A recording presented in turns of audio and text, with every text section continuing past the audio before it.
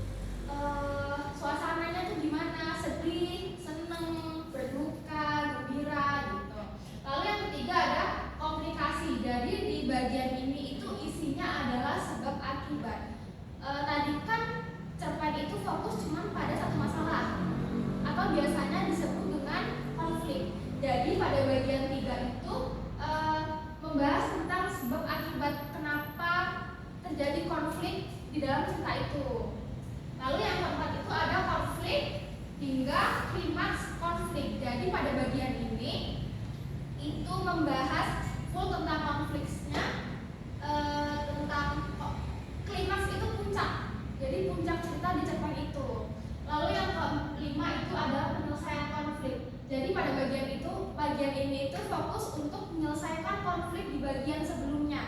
Jadi pada bagian ini di cerpen konflik itu harus selesai karena di bagian ini tuh biasanya sudah bagian akhir dari cerpen tersebut. Lalu yang keenam itu koda, nilai moral dalam cerita pendek. Seperti yang ibu bilang tadi, cerpen itu biasanya ada nilai moralnya. Oke, sampai sini ada yang mau ditanyakan? Belum ibu, Belum? Paham?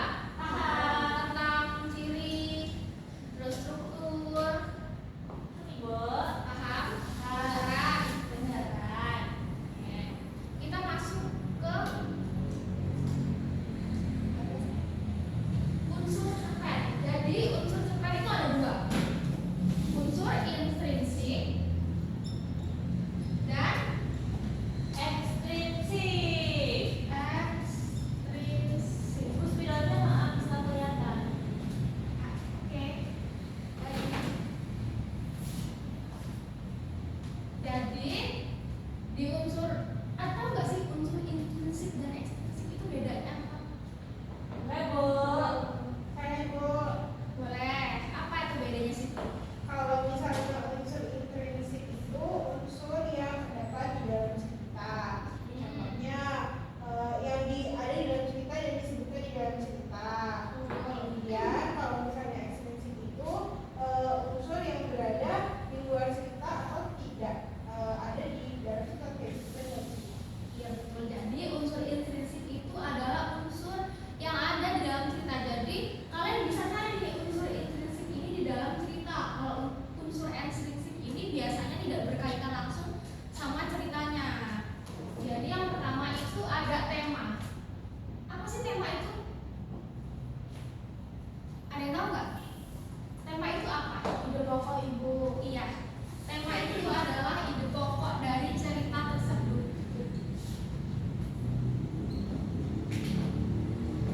Lalu yang kedua ada tokoh. Tokoh ini itu ada dua, tokoh dan penokohan. Apa sih bedanya tokoh dan penokohan?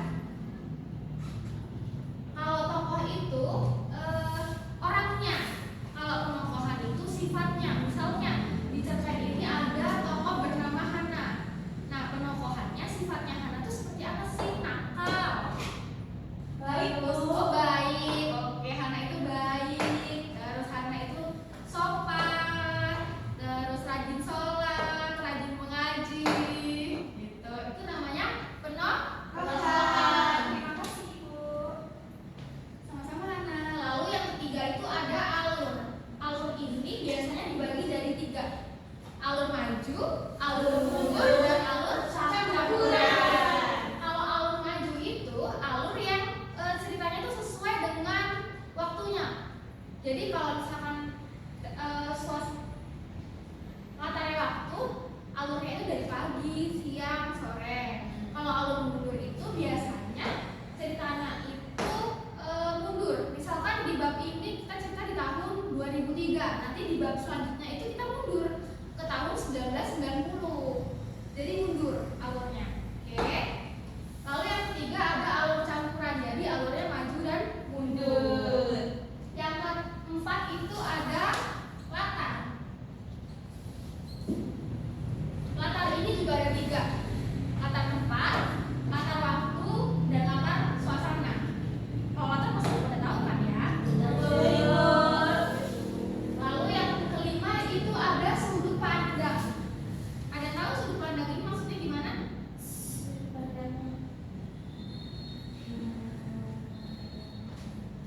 Ada yang tahu nggak? Tidak, Ibu. Sudut pandang itu biasanya diambil dari penulisnya. Ada di sudut pandang pertama dan ada sudut pandang ketiga.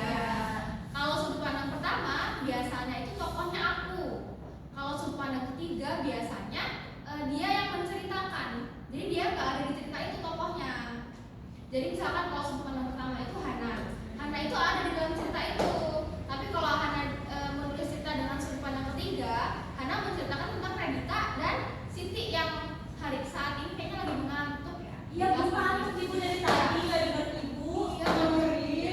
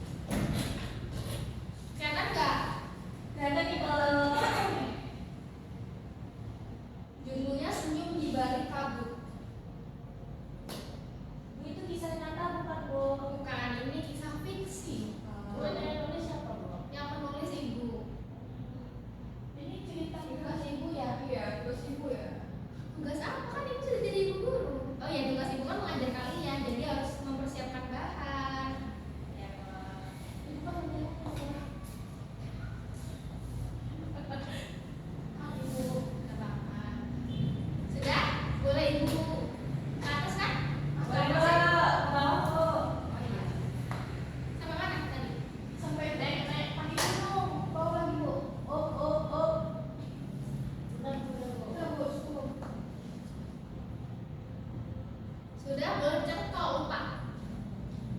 Temanya, tokohnya, alur, latar belakang, sama amanat dari cerita yang ibu tampilkan ini. Ibu kasih waktu deh 3 menit buat memikirkan unsur intrinsik dari cerita ini apa ya. Baik-baik Ibu. Ini kan ada 6. Nanti ibu minta satu-satu. Oh, kurang satu ya. Iya Bu. Nanti satunya ibu deh. Nanti sisanya ibu tulis satu ya. Baik Bu. Sudah belum? Sudah. Oh, belum. Kita tunggu Siti sekalian ya. Baik Ibu. Sudah Siti? Nih Bu. Oke, kita tunggu Siti dulu baca ya. Baik Ibu. Siti kelihatan nggak? Baik. Kurang besar ya? Udah sih kan nih. Aduh, Besar Ibu. ya, nanti kena kaki. Kita masih saya lihat di materi kita aja nih. Oke, boleh.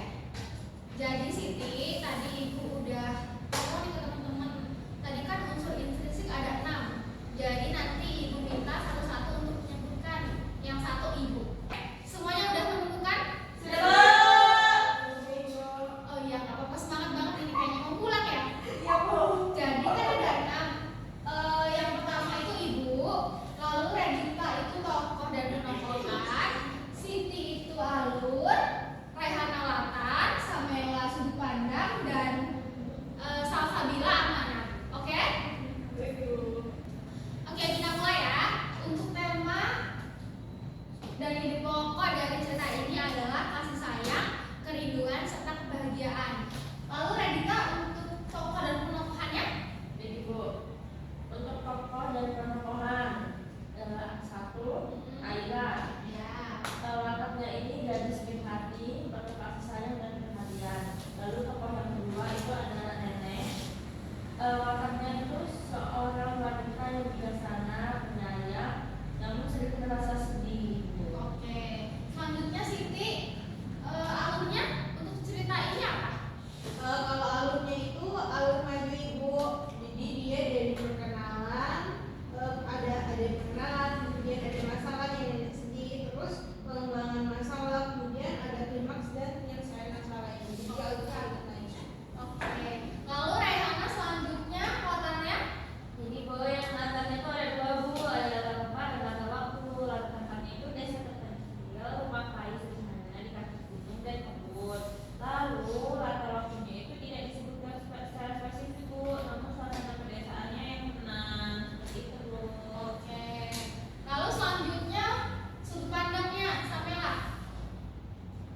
Sudut pandangnya itu ibu, itu orang ketiga serba tahu ibu. Jadi di sini orang ketiga karena ibu yang menulis dan ibu tidak ada dalam cerita tersebut. Iya. Yang terakhir, Salsa untuk amanat dari cerita ini apa?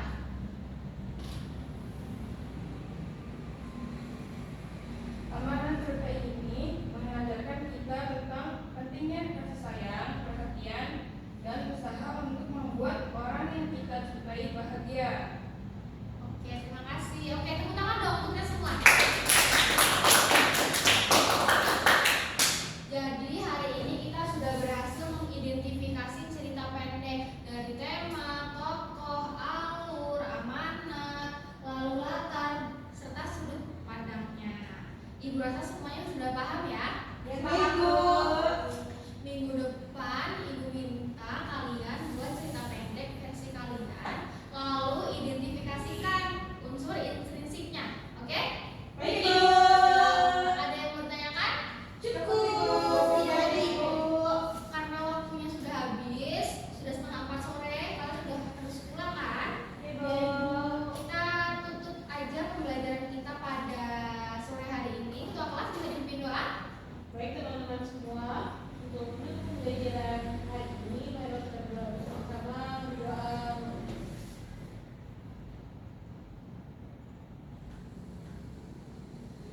Sudah selesai. Baik, terima kasih untuk partisipasinya hari ini.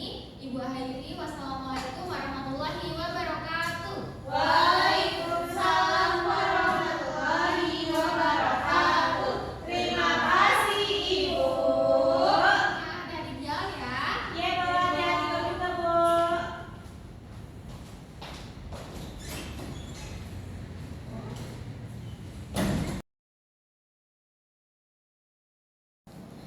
Assalamualaikum warahmatullahi wabarakatuh. Perkenalkan, saya Samra Nur Rahma selaku observasi lisan dari calon guru Eka Hanifah Febriani. Dalam keterampilan mengajar mengelola kelas, Saudara Eka sudah sangat baik dalam pengelolaan kelas. Saudara Eka sangat hangat dan antusias dalam mengatur situasi kelas, kemudian tantangan, kemudian bervariasi, kelulusan dalam menguasai kelas, itu Saudara Eka sudah sangat baik. Kemudian dalam penanaman disiplin diri, Saudara Eka juga sudah menerapkannya. Dalam pengelolaan penataan ruang kelas, Saudara Eka juga sudah mengelola meja kursi, kemudian pengelolaan alat pembelajaran, dan penataan keindahan serta kebersihan kelas dan juga tata cahaya itu sudah diterapkan oleh Saudara Eka. Kemudian Saudara Eka juga melakukan beberapa tindakan pengelolaan kelas, yaitu pengelolaan preventif, yaitu sikap tanggap, perhatian, keterlibatan, dan lain-lain. Saudara Eka sudah menerapkan hal tersebut kepada siswa. Kemudian Saudara Eka memberikan perhatian dan waktu yang bersamaan di saat mengajar. Kemudian Saudara Eka dapat merumuskan perhatian kelompok dan tugas yang diberikan kepada siswa. Kemudian Saudara Eka memberikan petunjuk serta arahan yang jelas, serta Saudara Eka juga menegur siswa yang mengganggu saat pembelajaran dimulai. Kemudian dalam pengelolaan kelas referensif, Saudara Eka itu melakukan perubahan tingkah laku. Saudara Eka merubah tingkah lakunya menjadi fokus, tegas, dan bisa menyesuaikan dengan keadaan di kelas.